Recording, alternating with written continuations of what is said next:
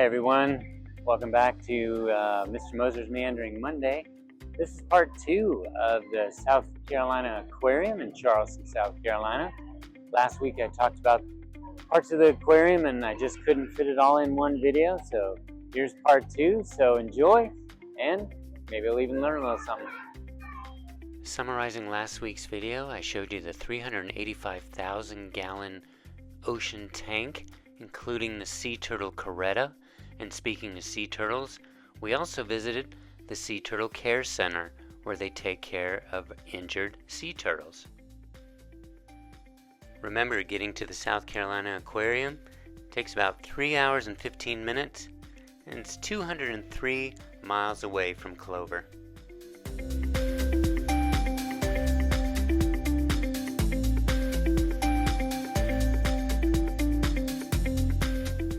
The aquarium takes you on a journey through South Carolina's different habitats.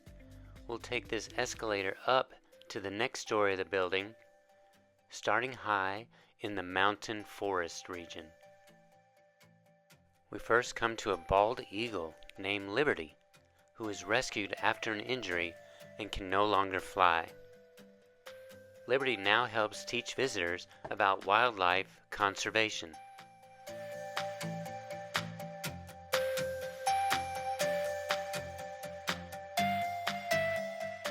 In this mountain section, you'll find animals that live in the streams and rivers of the mountain section. In this case, a water turtle. And as you keep walking through, you'll see the river that the turtle was in, plus fish.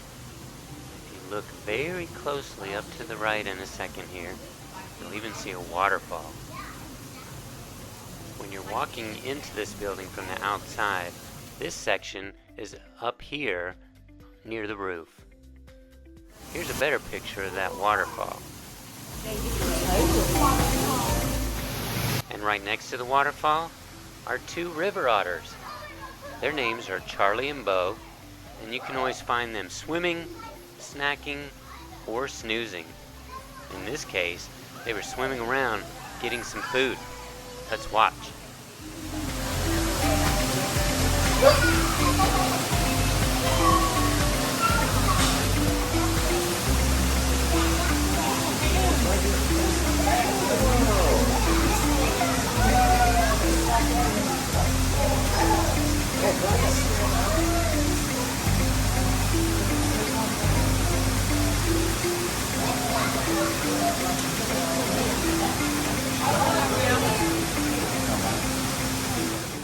Next we go into the Piedmont region, which is French for the word foothills, where you can find yourself right next to bass fish and discover other fish and possibly even frogs in their exhibit. Then we get into the coastal plain and you can experience what it's like to be near a swamp. Check out this snapping turtle. Don't get too close to that mouth.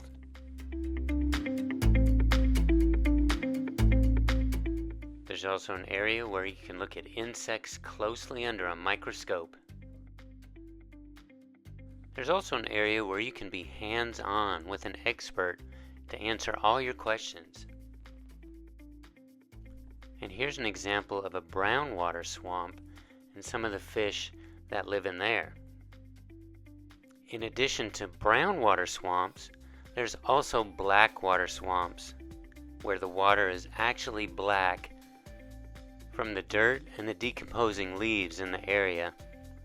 Look what else is in these swamps. Some baby gators.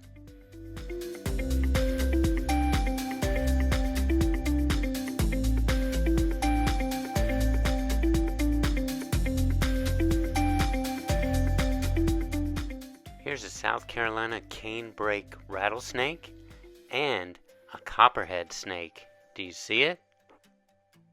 Here it is. Hard to see, isn't it? Here's a better video of it. Its camouflage markings help it hide out in the wilderness, so be careful when you're out there hiking. And here's a gopher tortoise, which lives on the land. It doesn't swim, but it burrows underground, and after it leaves, other animals move in and use the space as a home. Coming into the next section is what's called the Kids Coast. It's hands-on experiments and play right on the wall.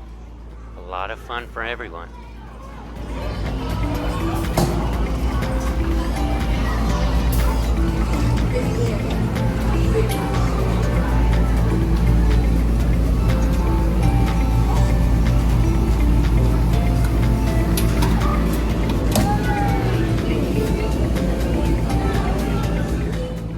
And look, a little playground you can crawl around on.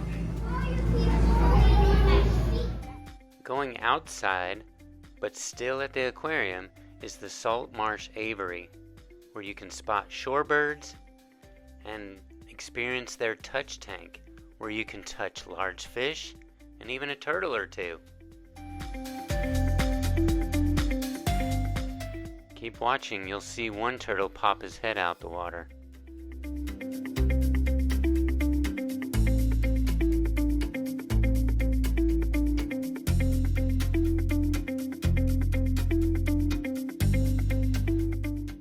Coming back inside the building, you get to see more ocean animals, in this case, seahorses. They're kind of camouflaged, so they can be hard to see, but I think if you look close, you can pick them out. This is also where you can find Boneyard Beach. It's a touch tank experience. This means everything in the tank you can touch: starfish, sea urchins, and horseshoe crabs.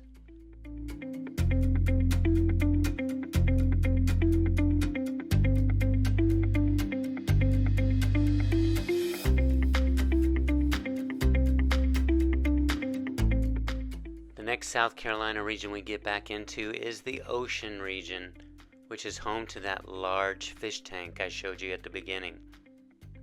There's other tanks also where you can get up close and see all the different fish. One of my favorite tanks was this one, just watching the jellyfish.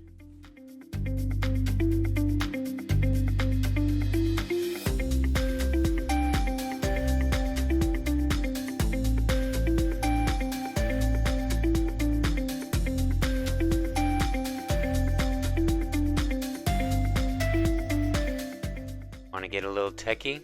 They have an undersea explorer area. Put on a headset and see everything in virtual reality. And finally, one more touch tank, but this one is for stingrays. You can get up close and see what they feel like.